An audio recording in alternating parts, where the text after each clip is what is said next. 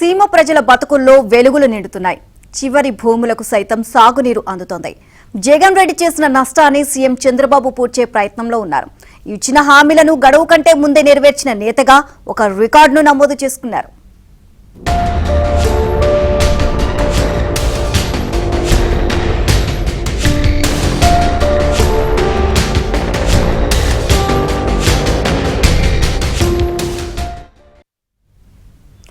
తీవ్ర నీటి ఎద్దడి ప్రాంతమైన కుప్పం నియోజకవర్గంలో కృష్ణమ్మ జలాలు ఆ ప్రాంతాన్ని సస్యశ్యామలం చేస్తున్నాయి. కుప్పం చరిత్రలో ఎన్నడూ చూడనంత జలకళ సంతరించుకుంది. ప్రజల ఆనందానికి అవధులు లేకుండా పోతుంది. భూగర్భ జల సంపద అమాంతం పెరిగింది. అక్కడి జనం సీఎం చంద్రబాబును అపర భగీరథుడిగా కీర్తిస్తున్నారు. కుప్పం నియోజకవర్గానికి కృష్ణా జలాలపై ఏబిఎన్ స్పాట్లైట్.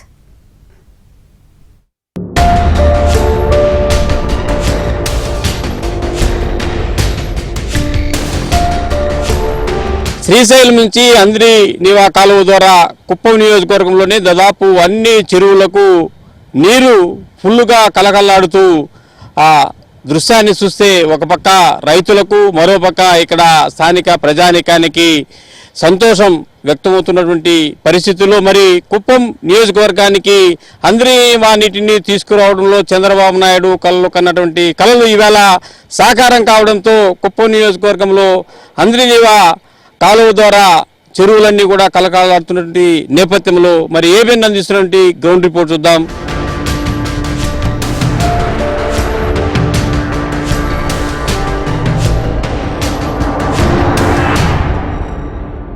కుప్పం నియోజకవర్గం ప్రజల దశాబ్దాల కళ నెరవేరింది.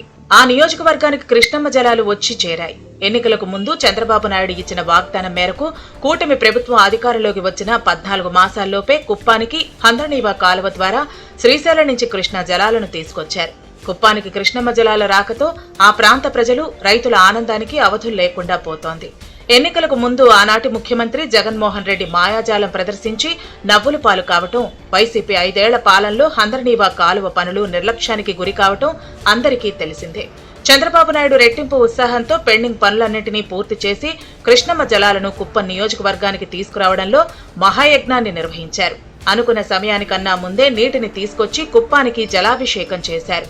ఒక్క కుప్పం నియోజకవర్గం నుంచే కాకుండా ఏపీ వ్యాప్తంగా ప్రజల నుంచి శభాష్ అనిపించుకున్నారు. 2025 ఆగస్టు 26 చరిత్రలో నిలిచిపోనుంది. ఈ రోజు కృష్ణమ్మ కుప్పంకి వచ్చింది. మా జీవితంలో కుప్పం చరిత్రలో మర్చిపోలేని రోజు ఏంటంటే ఆగస్టు 26, 2025 సంవత్సరం. ఎందుకంటే మొట్టమొదటిసారిగా కృష్ణమ్మ మా కుప్పం నేలని ముద్దాడింది 26వ తేదీ 2025 సంవత్సరం.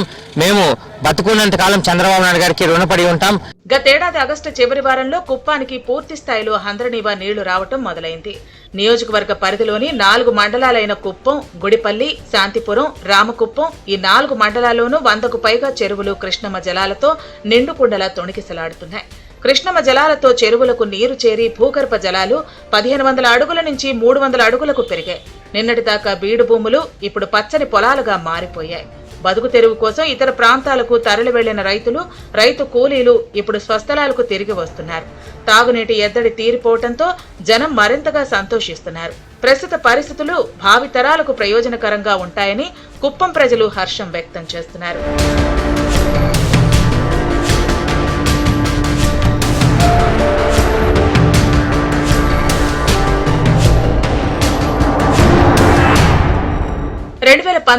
టీడీపీ ప్రభుత్వం దిగిపోయే నాటికి ఉమ్మడి చిత్తూరు జిల్లాలో హంద్రనీవా కాలువ పనులు చాలా వరకు పూర్తయ్యాయి.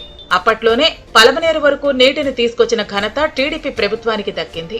కానీ తన సొంత నియోజకవర్గమైన కుప్పానికి నీటిని తీసుకురావాలని అప్పట్లోనే చంద్రబాబు ప్రయత్నించారు. 15% పనులు మిగిలి ఉండగా ప్రభుత్వం మారింది. వాటిని కూడా వైసీపీ ప్రభుత్వం పూర్తి చేయకుండా తీవ్ర జాప్యం చేసింది. కుప్పానికి హంద్రనీవా నీటిని విడుదల చేస్తున్నట్లుగా 2024 ఎన్నికల ముందు జగన్ రెడ్డి నాటకమాడారు. రామకుప్పం మండలం రాజుపేట వద్ద సినిమా తరహాలో భారీ ఇనుప గేట్లు ఏర్పాటు చేసి నీళ్లు వదిలినట్లుగా కలరింగ్ ఇచ్చారు. దగ్గరలోనే భారీ బహిరంగ సభను ఏర్పాటు చేసి చంద్రబాబుపై విషం చల్లారు. ప్రజలను మభ్యపెట్టి రాజకీయ లబ్ధి పొందాలనుకున్న జగన్ రెడ్డి వ్యూహం ఫలించకపోగా జనంలో తీవ్ర అసంతృప్తి పెరిగింది. వైసీపీ ఓటమికి అది కూడా ఒక కారణమైంది.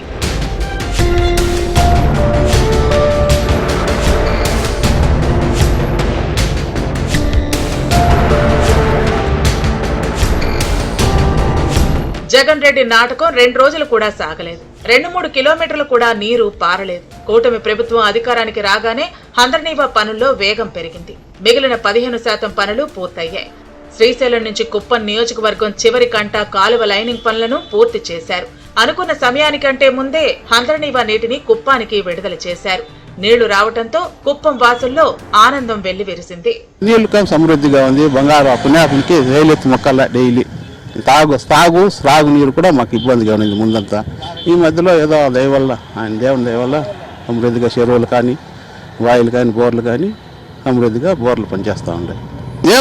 దేవునితో సమానం ఆయన ఒక నీళ్ళు ఎత్తుకొచ్చి కూర్చుందే మాకు చాలా బ్రహ్మాండము. దీనికి మించి ఎవరు ఈ చేయరు. అందరికీ ప్రయోజనం వస్తారు. సాగు త్రాగు అన్నిటికీ అనుకూలమే కదా సార్. అదే చెప్పలేదు ఆనాడు దివి నుంచి భూమికి భగీరథుడు చేస్తే చంద్రబాబు నాయుడు దేవుడే మనకు 700 కిలోమీటర్ల నుంచి వస్తానంటే సామాన్య విషయం. ఇది ఇప్పుడు నీరు రావడం వల్ల రైతులు ఏ కావాలన్న పంటలు అన్ని రకాల పంటలు మన కుప్పంలో పండిస్తున్నారు.